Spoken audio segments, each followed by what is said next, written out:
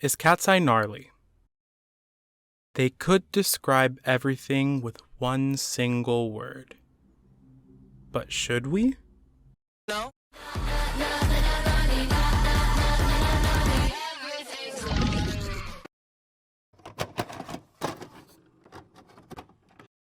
I'd first like to start off by defining what gnarly actually means. In an informal context, it can mean unpleasant or unattractive. At the same time, it can mean very good or excellent. So are they gnarly? That's a little bit more complicated than I thought. Before we get started, I would like to give a bit of a disclaimer. I don't want to appear like I'm placing myself as some sort of authority on the topics that I will be discussing in this video.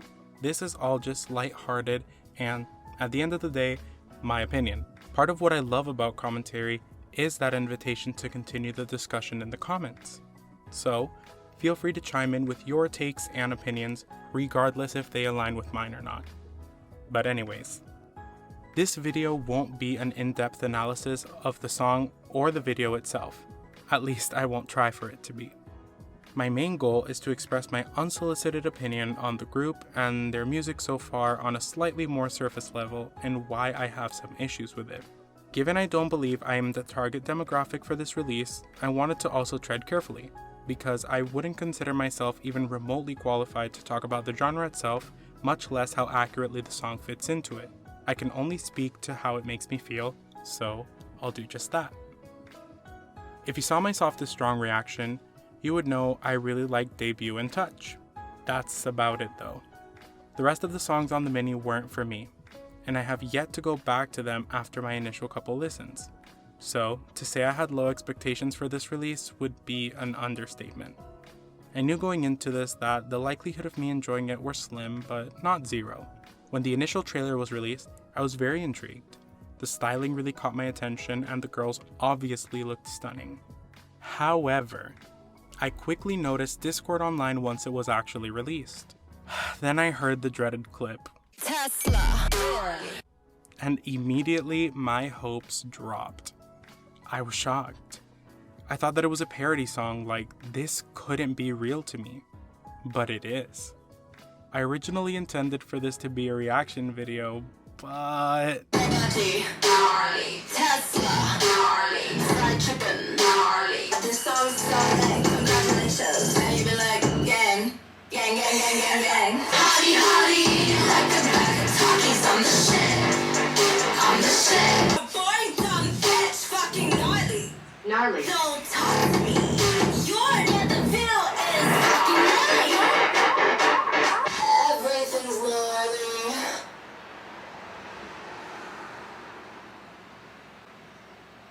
What the actual fuck? What's that? Yeah, I didn't see the vision. And I still kinda don't. And that can be applied to the group as a whole, but I'll get into that a little bit later. Because of how speechless I was, I decided to try and gather my thoughts so I can better articulate what I feel. I still can't really wrap my head around the song, but a positive from listening to it a few times is that the clip I used in the intro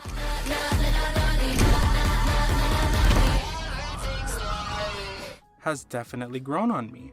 Like, I find myself humming it at random times.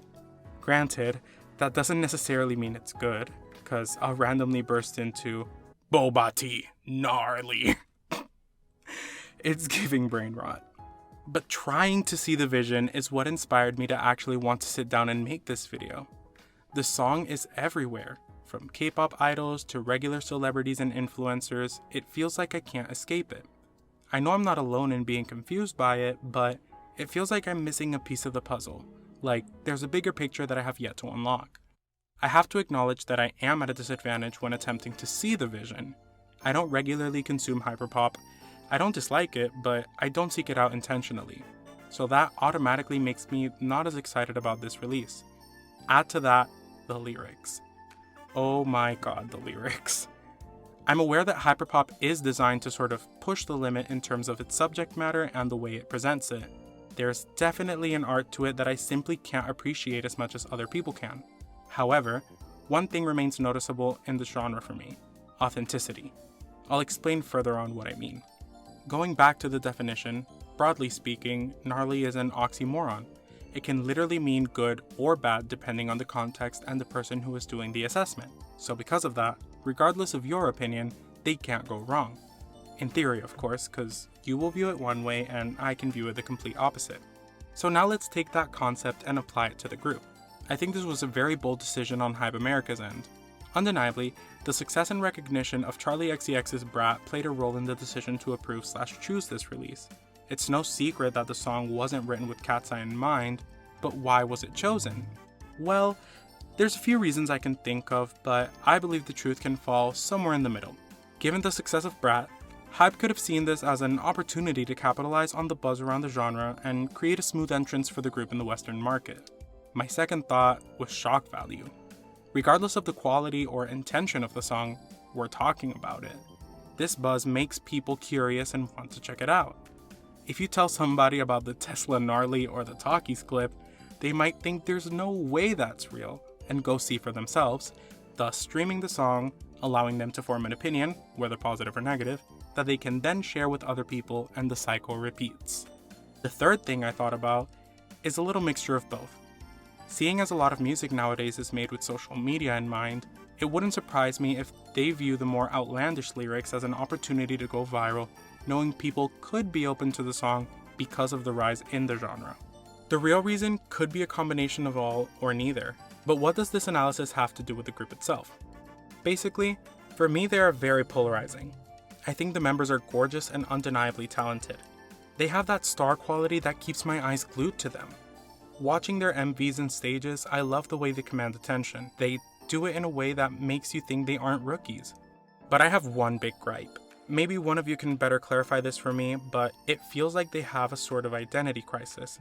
They're supposed to be a global girl group, but promoting Korea, they were trained using K-pop training methods, and they're talked about in the same circles as other K-pop acts.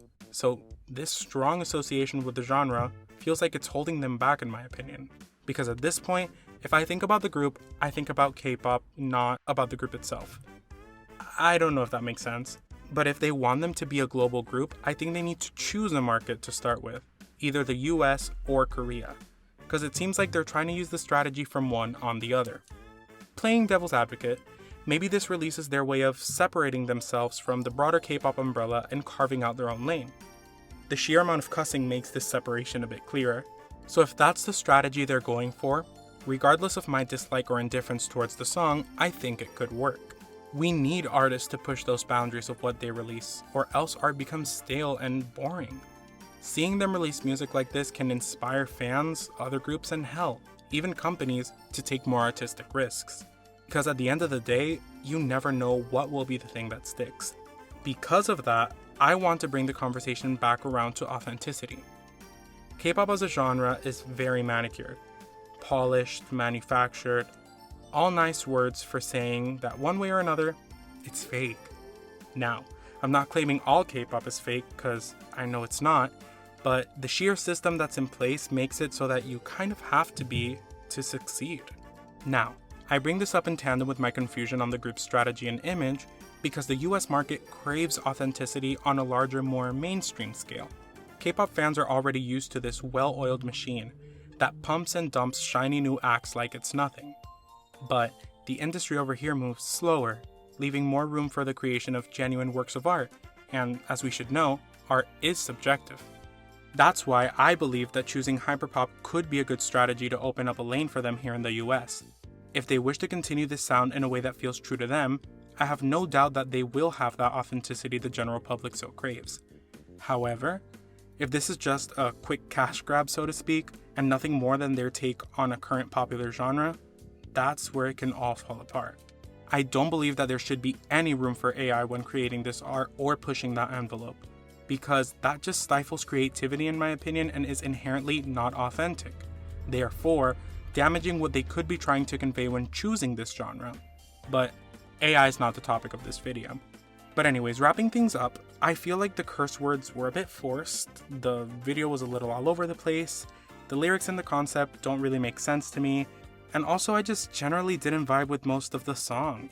All of that to say, I do believe this could be a step in the right direction if handled properly. They're set to release their second mini album, Beautiful Chaos, on June 27th. If the name and this song are something to go off of, I believe that Chaos is a fitting title. Let's see how beautiful it ends up being. I'll definitely do a reaction to it since I am interested to see what else they release. Given the name, I'm thinking maybe some dance music with a few surface level introspective tracks, or dance songs with deeper meanings. Or heck, maybe a diverse group of genres with an overarching theme in the lyrics? Maybe I'm cutting them too much slack, because what would the theming be? Talkies? Teslas? Being the shit? Jokes aside, I will be checking it out, for better or worse. Viewing this positively, I think this mini has the potential to be a turning point in their career as a group, taking them from weird English K-pop to fully fledged artists. Only if they take into account what I mentioned about authenticity though. I hope HYBE is actually able to make that vision come true, and if the girls want to participate in the production of said music so that they can achieve that authenticity, I'm more than happy to see where that goes, cause it doesn't need to cater to me for me to realize that it's true to them or their fans. So again, regardless of my thoughts on the song and its lyrical content, my feelings for the group and its mixed messaging, I think their future is very bright. They have millions of eyes on them, and I believe that in one way or another, they can be different and push the limit of what a global group would be in the American market. And that to me is pretty gnarly.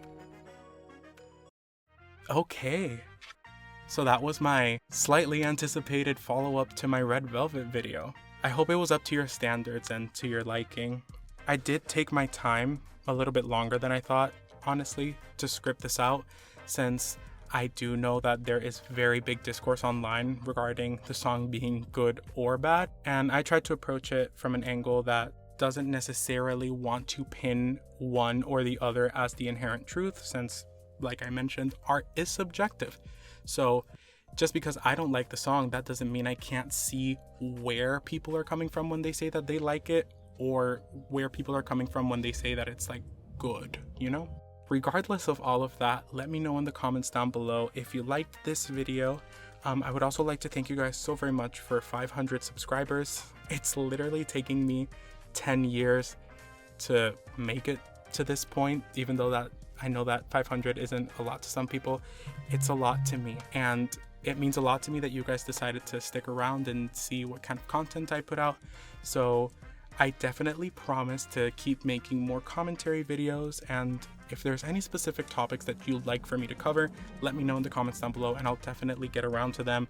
So yeah, I think that's it. Thank you guys so very much once again for watching this video. Remember to like, comment, share, and subscribe. Click that bell icon so you're notified every time I post a video. Tell me in the comments down below, what are your thoughts on Gnarly, and what are you expecting from their next release on June 27th?